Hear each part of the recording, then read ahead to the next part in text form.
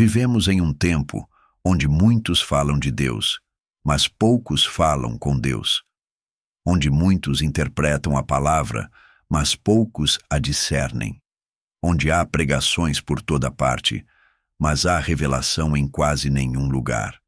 E tudo isso porque esquecemos o que Paulo afirmou com força em 1 Coríntios 2:13, as quais também falamos, não com palavras de sabedoria humana, mas com as que o Espírito Santo ensina, comparando as coisas espirituais com as espirituais.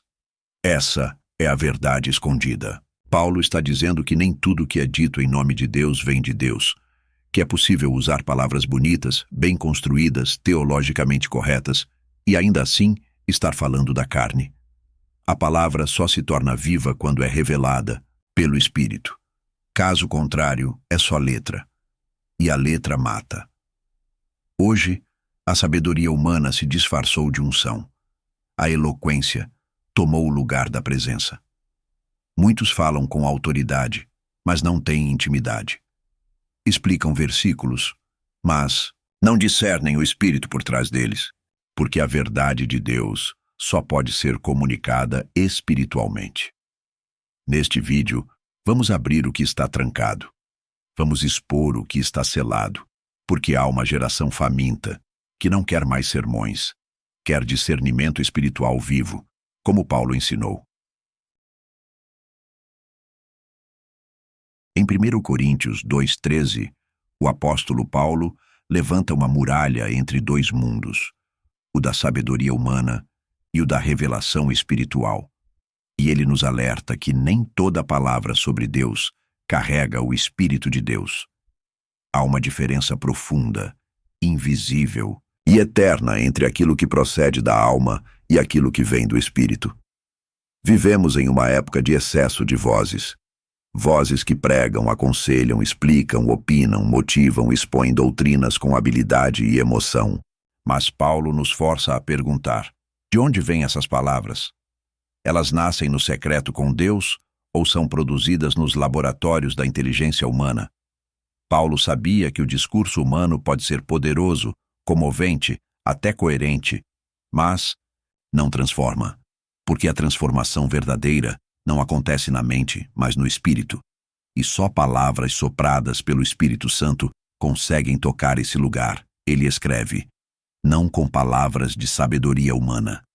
Ou seja, não basta falar sobre o reino, é preciso carregar a atmosfera do reino na própria fala. Não basta citar a Bíblia, é preciso ter comunhão com o autor. A alma tem sua própria voz. Ela é hábil em produzir discursos. Ela sabe emocionar, cativar, convencer. Ela busca reconhecimento. Ela quer aplauso. A alma pode até parecer espiritual, mas o que ela fala, por mais bonito que seja, não gera vida.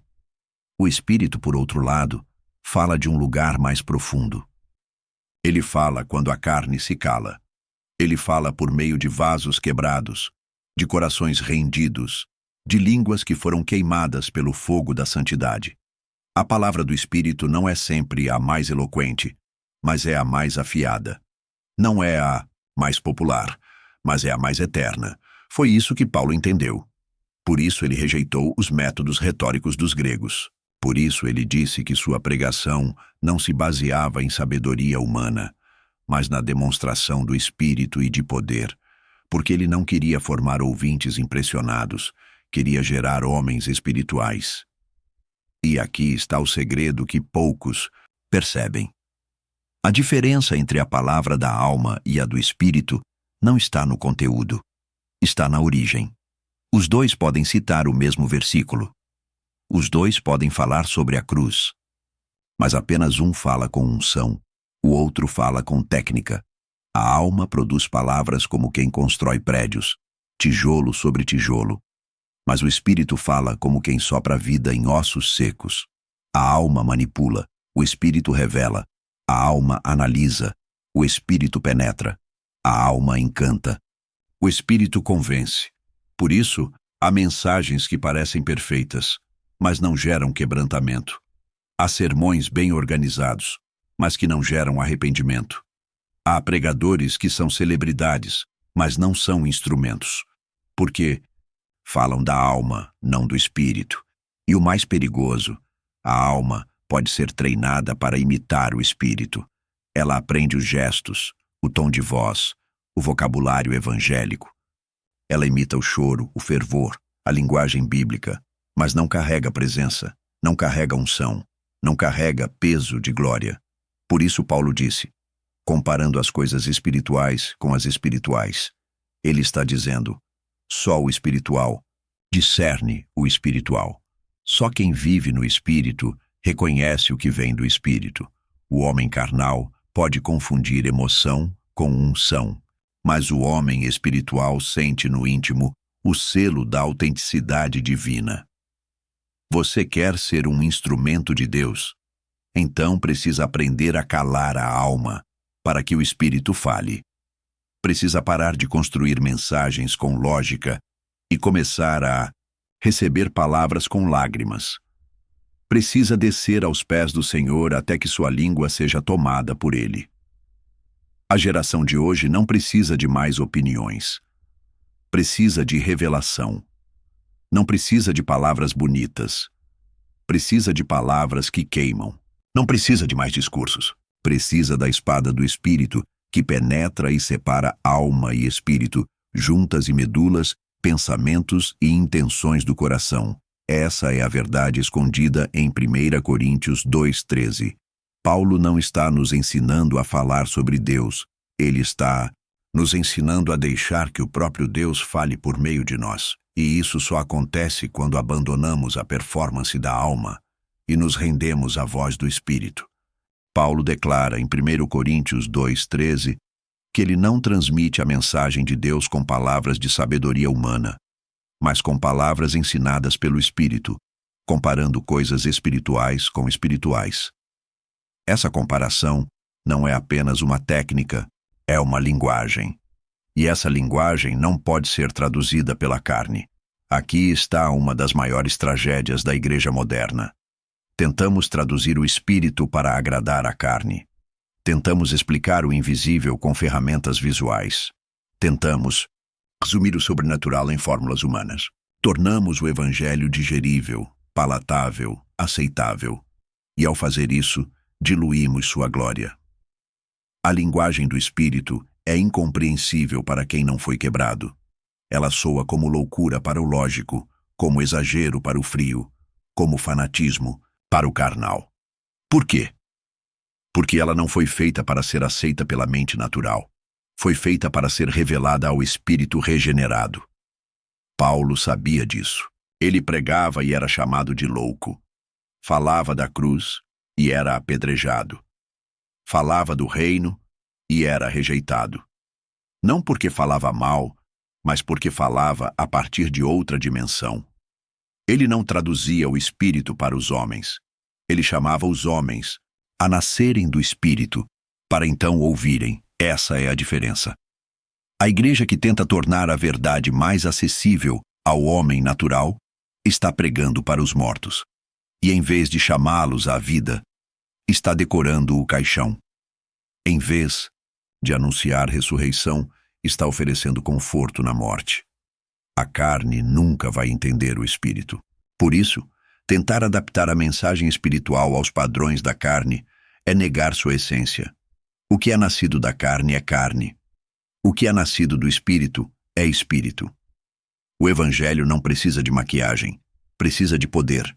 Quando Paulo diz que compara coisas espirituais com espirituais, ele está falando de uma linguagem que só quem é do espírito consegue captar. É como um idioma secreto, reservado aos íntimos, aos que conhecem o tom da voz do Pai, aos que têm os ouvidos circuncidados. Você já percebeu que há mensagens simples que quebram, queimar, transformar, enquanto outras, ricas em conteúdo, apenas passam? É porque uma fala ao intelecto, a outra fala ao espírito, e só o espírito sabe como tocar o espírito humano. E aqui está um princípio espiritual. Quanto mais profundo for o que o espírito quer falar, menos a carne entenderá. Por isso, quanto mais espiritual é a igreja, mais separada do mundo ela se torna, porque ela já não fala a língua da cultura, ela fala a língua do céu. Mas hoje, há uma tentativa constante de contextualizar a mensagem ao gosto do público. Tiramos a cruz, amenizamos o arrependimento, editamos o juízo. O problema? A mensagem perde sua natureza divina, porque a palavra do Espírito não precisa ser traduzida, precisa ser revelada. Você pode repetir uma mensagem 1000 vezes, mas só quando o Espírito acende a chama no interior, ela se torna vida. É por isso que Paulo se recusava a depender de sabedoria humana. Ele sabia, só o Espírito pode transformar, e aqui está o chamado para nós. Precisamos parar de tentar fazer o Evangelho parecer aceitável. Ele nunca foi. Ele sempre foi escândalo para os judeus, loucura para os gregos. Ele continua sendo desconfortável, ofensivo, exigente. Mas é o poder de Deus para a salvação de todo aquele que crê. Você quer comunicar a verdade de Deus? Aprenda primeiro a ouvi-la em silêncio. Pare de tentar encaixar o céu dentro das categorias da terra. O Espírito não precisa de tradução. Ele precisa de vasos puros, rendidos, disponíveis. E mais, só quem foi quebrado por Deus consegue falar nessa linguagem, porque ela não é ensinada em seminários. Ela é ensinada em desertos. Não, é aprendida nos livros. É absorvida na caverna. Não é uma técnica, é fruto de morte interior. Essa é a verdade que Paulo está dizendo em 1 Coríntios 2:13. A linguagem do Espírito é santa, separada, e não se mistura com o discurso humano. Ou você a recebe no Espírito, ou a rejeita na carne. Por isso, o mundo não entende. E, tristemente, muitos na igreja também não. Mas o Espírito continua falando. E aqueles que têm ouvidos, ouvem. Aqueles que têm sede, recebem. Aqueles que morreram para o mundo, compreendem. A sabedoria humana é persistente. Ela é incansável em sua tentativa de compreender, dominar e dissecar o que é espiritual. Desde os tempos antigos, o homem tenta subir à revelação de Deus com a escada do raciocínio. Mas Paulo nos mostra, em 1 Coríntios 2:13, que não é assim que a verdade eterna é alcançada. As quais também falamos, não com palavras de sabedoria humana, mas com as que o Espírito Santo ensina. Paulo não despreza o pensamento. Ele não está dizendo que a razão é inimiga de Deus. Ele está dizendo que há um limite, e esse limite é intransponível. A mente natural pode estudar sobre Deus, pode observar sinais dele, pode até reconhecer sua existência, mas jamais pode penetrar no seu coração sem o Espírito. O Espírito não revela suas verdades mais profundas aos curiosos. Ele não se dobra à lógica humana. Ele não é um conceito a ser dominado. Ele é Deus. E o caminho para conhecê-lo não é pela explicação, é pela rendição. Mas o homem, orgulhoso como sempre, continua tentando traduzir o céu com a gramática da terra. Ele tenta explicar o sobrenatural com psicologia. Tenta racionalizar a fé com filosofia. Tenta converter corações com técnicas de oratória. Tenta substituir o fogo por holofotes. Tenta trocar o altar pelo palco. A sabedoria humana é atrevida. Ela quer sentar-se no trono. Ela se disfarça de teologia, de discurso moral, de pragmatismo eclesiástico. Ela gosta de controlar a narrativa. Mas no fim, ela não transforma ninguém, porque só o Espírito convence, só o Espírito regenera, só o Espírito vivifica. Paulo, um dos maiores intelectuais do seu tempo, poderia ter usado sua formação para conquistar os coríntios, mas ele fez o oposto. Ele desceu. Ele se calou. Ele pregou a cruz. Uma mensagem que afrontava tanto os judeus quanto os gregos, porque ele sabia que o Espírito quer revelar não pode ser embalado em argumentos. A verdade não precisa ser explicada para ser real. Ela precisa ser recebida com fé e discernida no Espírito. A mente pode até acompanhar, mas nunca lidera esse processo. A fé que nasce do Espírito não é fruto de convencimento intelectual, É fruto de iluminação interior. É por isso que muitos leem a Bíblia e não entendem, porque leem com a mente, mas não com o espírito. Procuram raciocínio, mas não revelação. Esperam entender para crer, quando o caminho do reino é o inverso. Crer para então compreender. E isso nos confronta, porque vivemos numa geração que idolatra o conhecimento. Uma geração que mede espiritualidade pelo vocabulário, que valoriza mais a eloquência do que a unção, que confunde carisma com autoridade, que se esqueceu que a sabedoria de Deus é loucura para o mundo. Você pode estudar, se formar, debater, ensinar, e ainda assim nunca ter sido quebrado por dentro. Pode saber o grego e o hebraico, e ainda assim nunca ter ouvido Deus te chamar pelo nome no secreto. Porque não é sobre o quanto você sabe, é sobre se o Espírito já te visitou. Quando o Espírito visita, ele muda a linguagem. O homem não fala mais de si, fala de Cristo. Ele não prega para impressionar, prega para obedecer. Ele não busca aplauso, busca glória. Ele não quer convencer, quer incendiar. A sabedoria humana tenta iluminar, mas só o Espírito consegue incendiar. A verdade de Deus é revelada aos que se ajoelham, não aos que se exaltam. Por isso Paulo não se gabava de sua sabedoria. Ele se gabava da cruz. Ele sabia que todo o seu saber era esterco diante da revelação do Espírito. E você? Está tentando explicar ou tentando se render? Porque enquanto a sabedoria humana tenta compreender o que está além dela, o Espírito simplesmente revela. Ele não precisa de justificativas, ele precisa de espaço. Ele não precisa de argumentos, ele precisa de um altar. A verdade que está escondida em 1 Coríntios 2,13 é essa.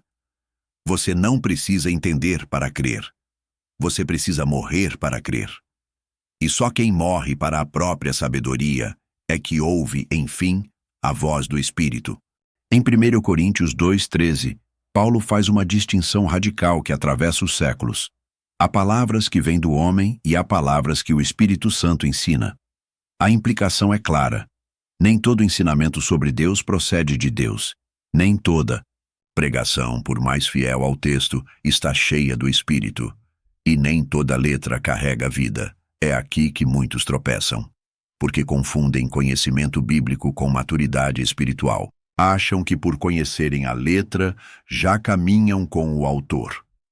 Mas Paulo revela que só o Espírito pode ensinar aquilo que a letra, por si só, nunca alcançará. A letra pode informar, mas só o Espírito transforma. A letra pode instruir, mas só o Espírito convence. A letra pode corrigir, mas só o Espírito regenera. A letra sem o Espírito é como um mapa sem destino.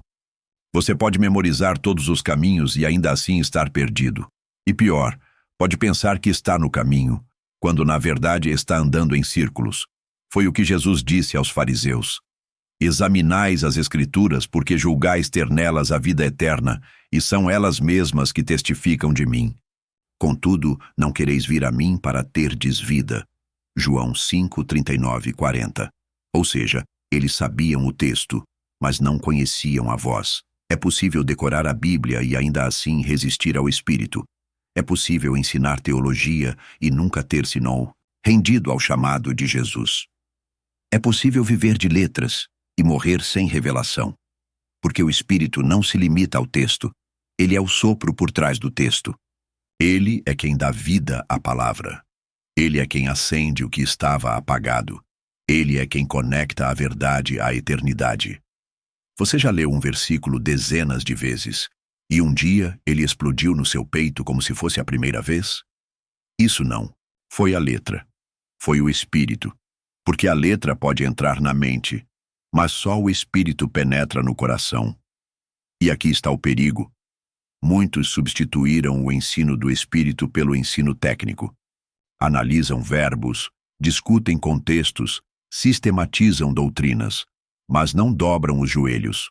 Produzem conteúdo, mas não geram vida, porque estão pregando letras, não estão transmitindo espírito. É isso que Paulo está dizendo. Falamos com palavras que o Espírito Santo ensina. Ele não está falando apenas de inspiração. Ele está falando de dependência, de comunhão, de rendição. O Espírito não é um recurso a ser usado. Ele é o mestre. Ele não é um ajudante. Para nossos estudos, ele é o autor da verdade. E se não estivermos sentados aos pés dele, toda nossa eloquência é ruído. Toda nossa exegese é vaidade. Toda nossa fala é vazia. Muitos hoje procuram métodos para ensinar melhor, estratégias de comunicação, didática, oratória, mas esquecem que o maior ensino que um homem pode oferecer é aquele que primeiro queimou dentro dele. Só quem aprendeu no altar pode ensinar com autoridade. Só quem chorou em secreto pode falar em público com unção.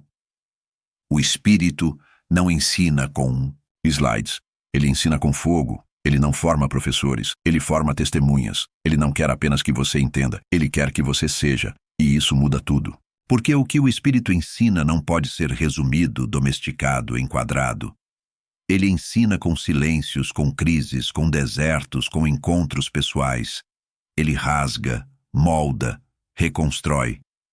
Por isso, não se iluda. Nem tudo que parece ensino é revelação. Há palavras que saem do cérebro e outras que saem do espírito. Há vozes que ecoam por estudo e outras que nascem da obediência. E só o espírito pode ensinar aquilo que a letra jamais alcança. Você quer ensinar com autoridade? Então seja ensinado pelo espírito. Aprenda no lugar secreto. Deixe ele rasgar sua alma antes de tentar falar a dos outros. Seja confrontado antes de confrontar. Seja alimentado antes de alimentar, porque só assim, quando você falar, não será você, será ele. Uma das verdades mais ignoradas nas palavras de Paulo, em 1 Coríntios 2,13, é que o Espírito Santo ensina, comparando coisas espirituais com espirituais. E essa comparação é inacessível ao homem carnal, porque ele só consegue analisar o que está diante dos olhos, e não o que está diante de Deus.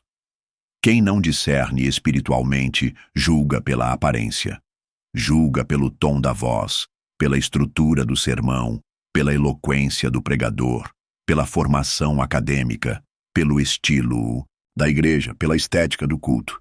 Mas Paulo está dizendo: as realidades espirituais não se discernem com os olhos, mas com o espírito. O problema é que muita gente dentro da igreja ainda vive como se estivesse fora do reino. Tem Bíblia, mas não tem discernimento. Tem boa intenção, mas não tem sensibilidade.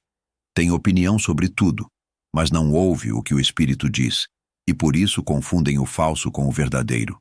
Chamam alma de unção, chamam técnica de autoridade, chamam carisma de chamada divina. Estão tão ocupados julgando pela superfície que não percebem a ausência da presença. Os fariseus olharam para Jesus e viram um galileu comum, um carpinteiro sem prestígio, um homem sem beleza que lhes agradasse.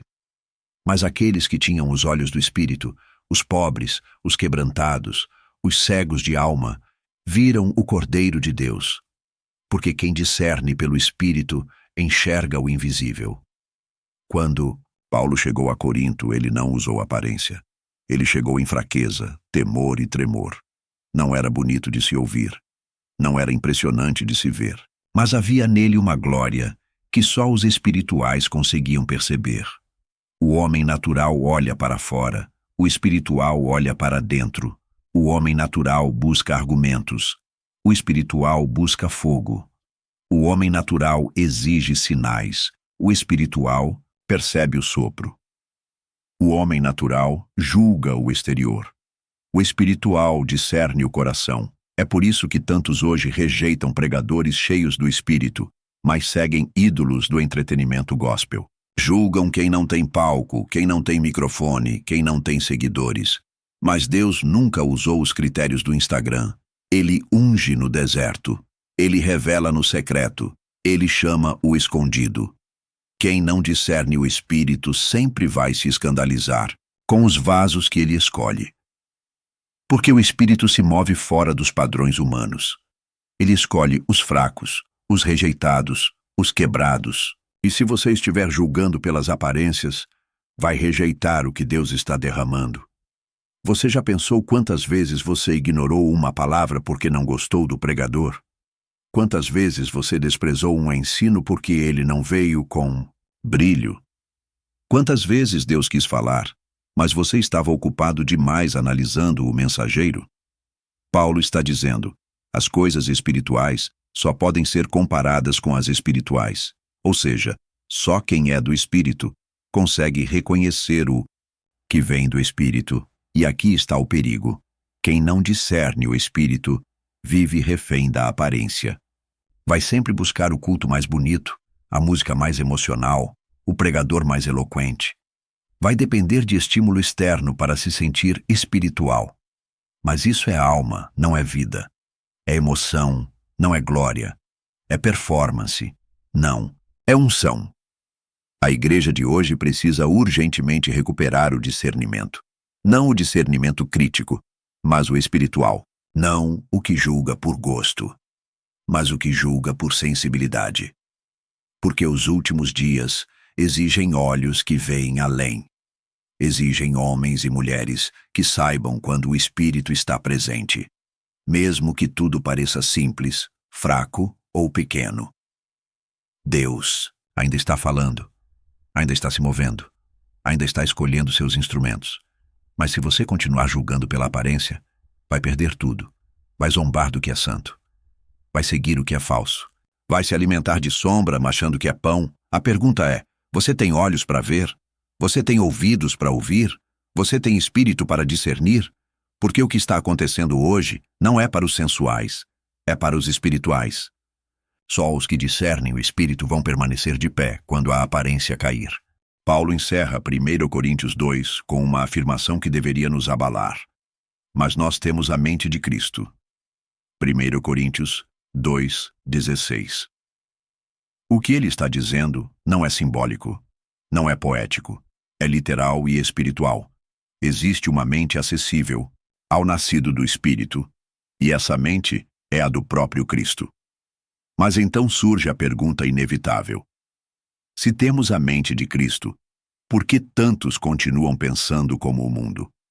Por que tantos falam da Bíblia com lógica humana, com motivação carnal, com coração ainda preso ao ego, à vanglória, à competição? Porque ter acesso não é o mesmo que viver acesso.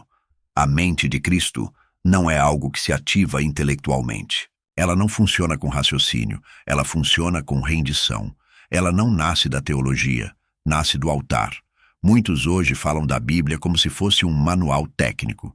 Explicam os textos, organizam sermões, constroem doutrinas, mas ainda pensam como o velho homem, julgam como o velho homem, reagem como o velho homem, porque apesar de conhecerem as letras, não foram formados pelo Espírito. A mente de Cristo não se conquista, se recebe. Mas só permanece em quem morre para si. É uma mente de obediência, de sacrifício, de amor radical, de submissão ao Pai. E isso é exatamente o oposto da mentalidade carnal que ainda impera dentro da igreja. Paulo está nos dizendo, vocês têm acesso à mente de Jesus, então por que continuam vivendo da mente de Adão?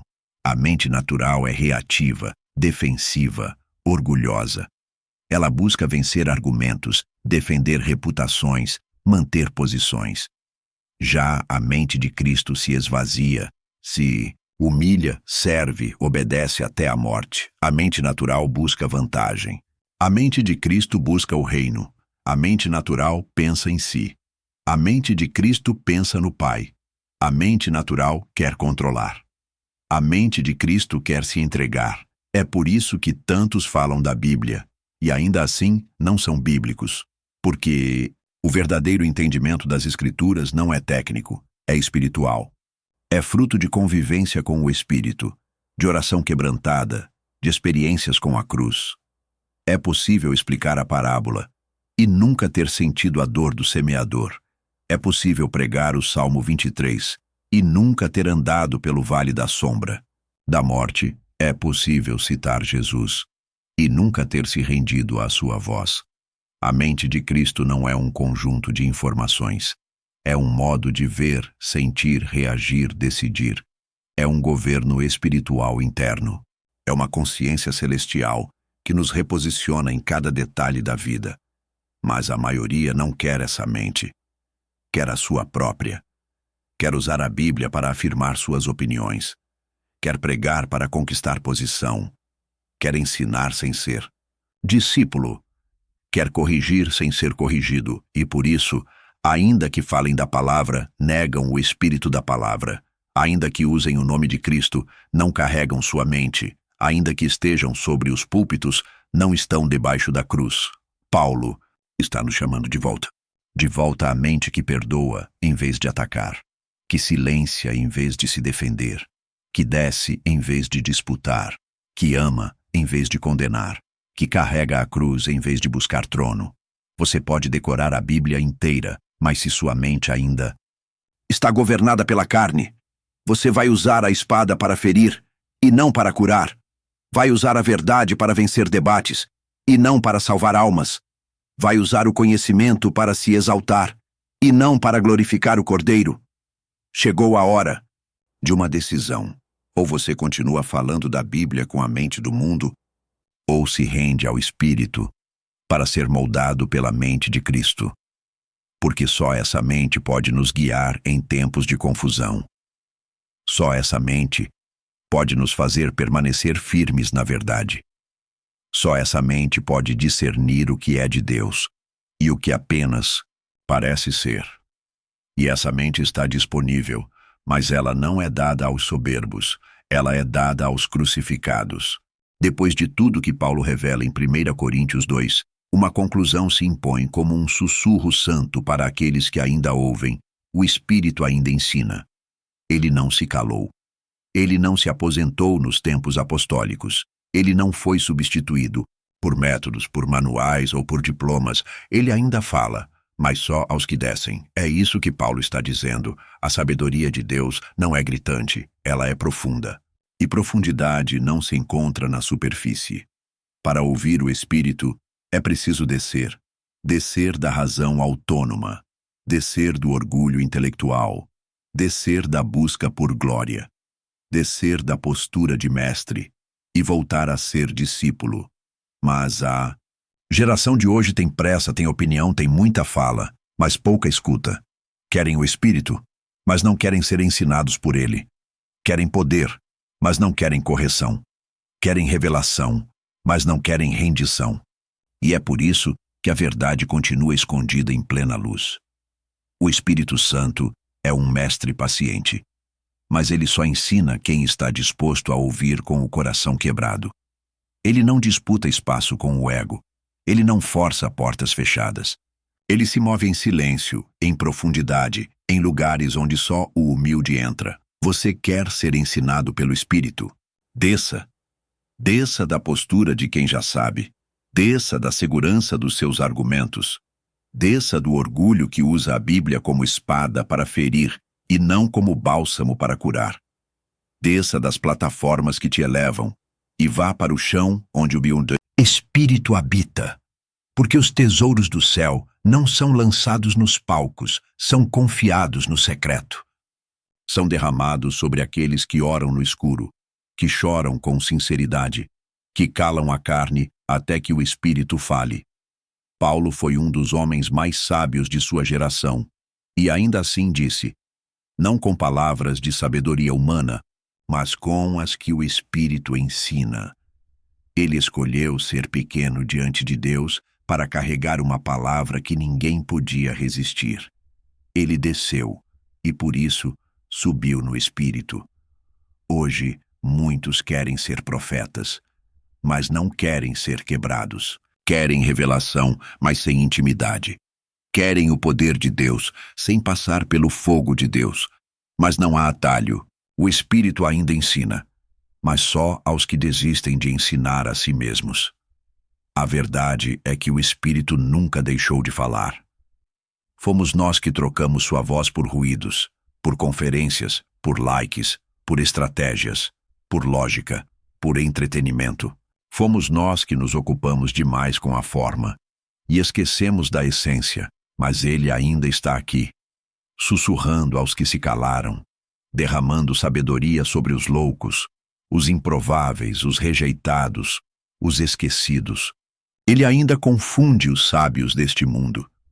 Ainda chama os pescadores. Ainda acende corações no caminho. Ainda revela segredos aos que dobram os joelhos e dizem: Fala, Senhor, o teu servo ouve.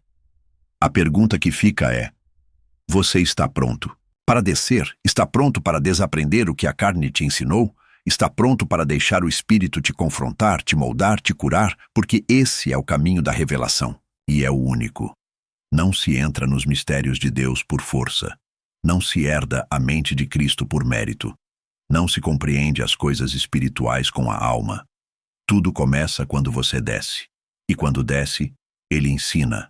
O Espírito ainda fala, ainda instrui, ainda unge, ainda revela. Mas só aos que descem. Se essa palavra falou com você, responda ao Espírito. Inscreva-se no canal Cartas de Paulo para continuar recebendo verdades que não agradam à carne, mas alimentam o Espírito. Comente abaixo: Espírito Santo, ensina-me a descer. Seu comentário é uma oração pública e uma semente no coração de quem ainda precisa ouvir. Compartilhe este vídeo com alguém que conhece a letra, mas ainda não encontrou o sopro do Espírito. Ative as notificações, porque os dias estão escuros, e só quem ouve o Espírito vai saber o que fazer.